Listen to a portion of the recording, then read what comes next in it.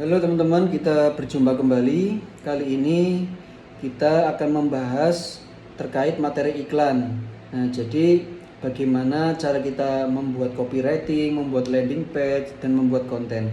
Tetapi sebelum kita memulai membuat copywriting, landing page, dan konten, alangkah baiknya kita harus memahami tentang kebijakan-kebijakan atau rules beriklan di Facebook.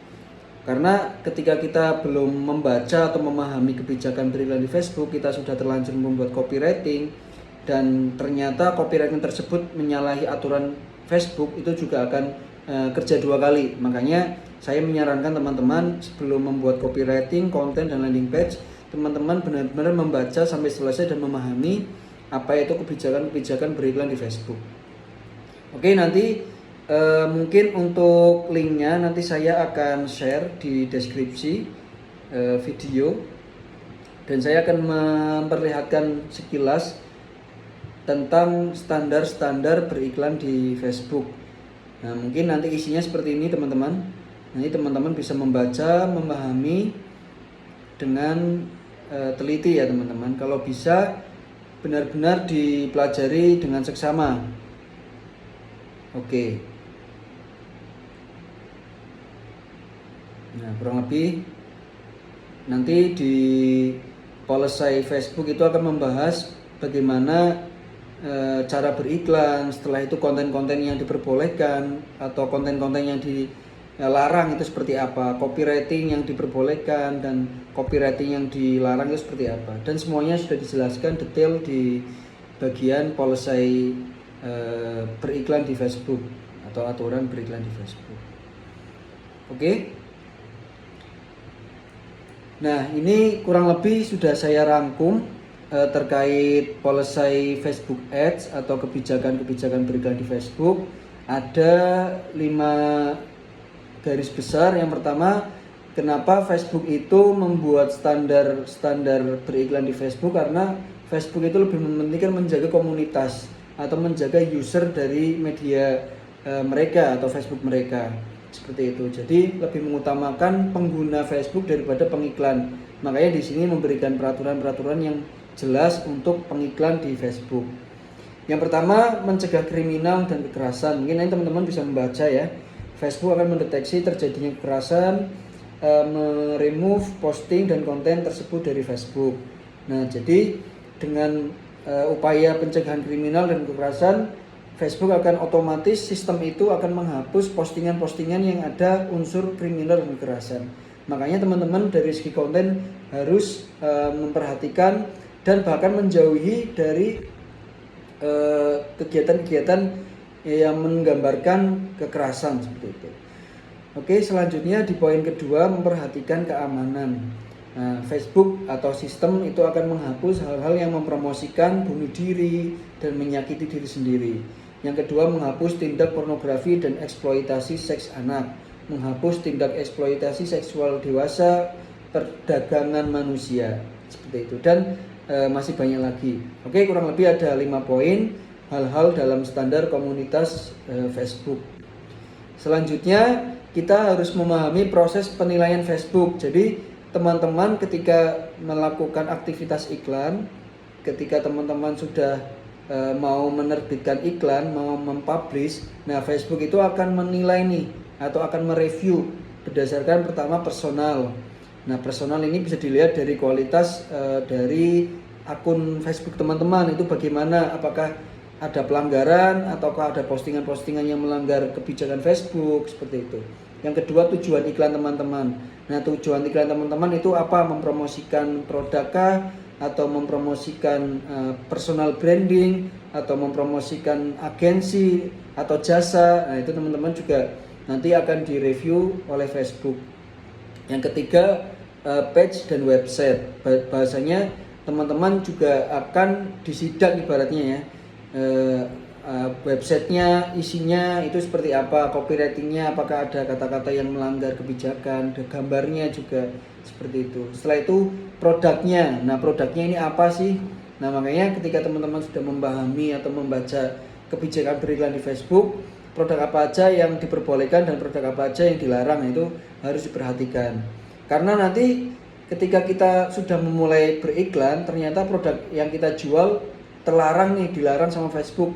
Yang adanya nanti teman-teman akan menemukan permasalahan teknis seperti AMI, restrict atau disable account seperti itu. Selanjutnya cara teman-teman beriklan. Nah, teman-teman beriklan ini nanti juga ada objek kampanye. Kita mau mencari interaksi sebanyak-banyaknya, atau kita mencari traffic ke website kita, atau kita benar-benar ingin mencari orang-orang yang membeli produk kita. Nah, itu nanti akan kita pelajari semuanya. Atau sebutannya itu konversi traffic atau PPE ya, post per engagement. Nah, itu nanti kita akan mempelajari semuanya. Oke, mungkin selanjutnya saya akan menjelaskan sedikit tentang pembuatan copywriting, konten, dan landing page.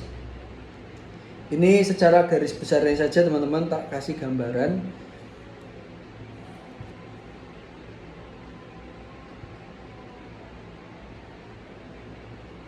Oke.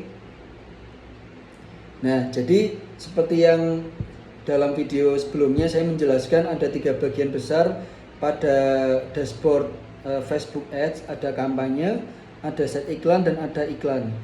Di video sebelumnya saya menjelaskan set iklan untuk menentukan audiens. Nah, di bagian iklan nanti kita akan menentukan konten seperti apa yang akan kita publish, ads copy seperti apa yang akan kita tulis, dan landing page redirectnya atau menuju ke landing page seperti itu. Oke, jadi ini salah satu tampilan di bagian ads. Jadi pertamanya kita harus menentukan halaman Facebook. Nah, nanti ada pembahasan tersendiri terkait halaman, teman-teman. Nah, di sini kita akan mengupload salah satu konten iklan kita, baik itu gambar atau video seperti itu. Nah, saya mencontohkan di produk yang saya jual, semisal produk herbal untuk madu, nah teman-teman. Nah, nanti tampilan yang akan muncul di beranda Facebook seperti ini.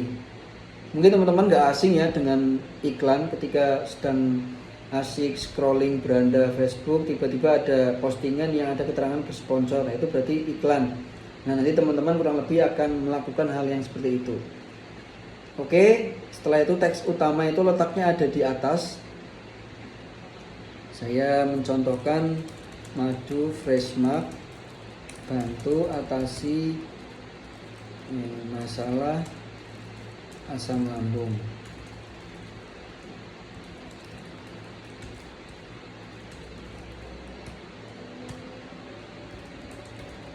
Asam lambung pergi tanpa harus khawatir lagi.